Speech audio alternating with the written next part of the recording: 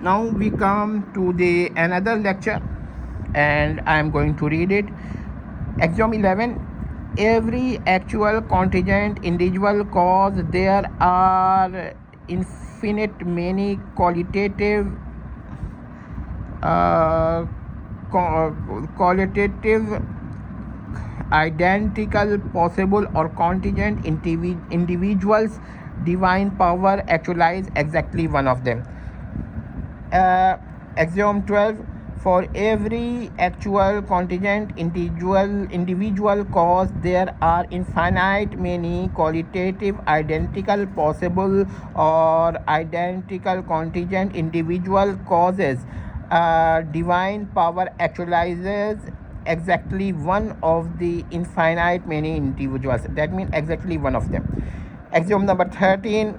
For every actual individual divine connection type, there are infinite many qualitative identically possible contingent individual instances of the connection. Divine power actualizes exactly one of them. Axiom number 14. Qualitative identity does not entail numerically identical distinct possible contingent individual may be quantitatively indistinguishable whilst remaining numerically distinct. Now axiom number 15.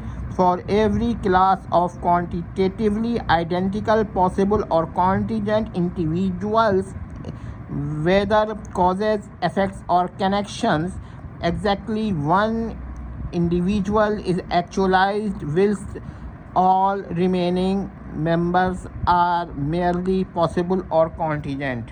Axiom number 16, and it can be read in different types. I am going to read the better version.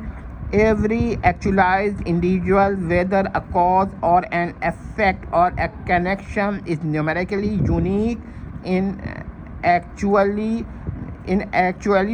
although infinite many qualitatively identical counterparts are possible or contingent.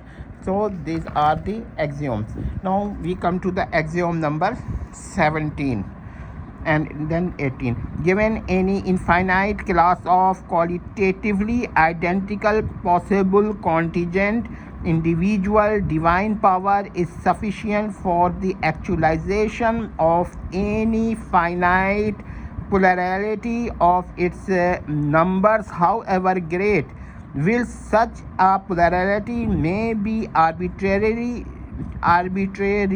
large, it is never thereby cease to be finite. The practice, the precise number actualizes is determined solely by divine will. So this is our now we come to the last axiom of divine nexus theory, which divine power is sufficient to bring any finite plurality of possible contingent individuals into actuality, however great. It is absolutely absurd and rationally impossible for an infinite plurality of possibles or contingent individuals to be brought into actuality, and this is very important. So 18th axiom is very important. Now I have shown that the objection of occultation theory on Asherites is incorrect.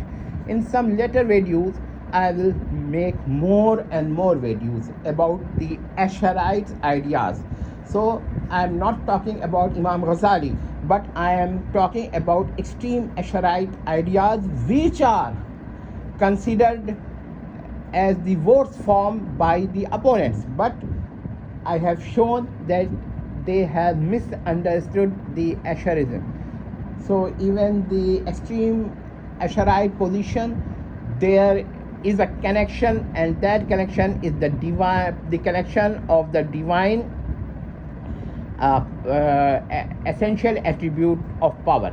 However, others believe that there is a connection which is not the divine connection of power, but a connection to which the power is connected by a divine connection. So one thing is that there is that these are just connections of divine power, and other is that they are not the connections of the divine power, but they are the connections to which the divine connections are self-connected or connected without any further connection. So these are the things that people should know before making any objection on any system, whether it is extreme Asharite or moderate Asharites, which is also the view of majority of or all of the Maturidites.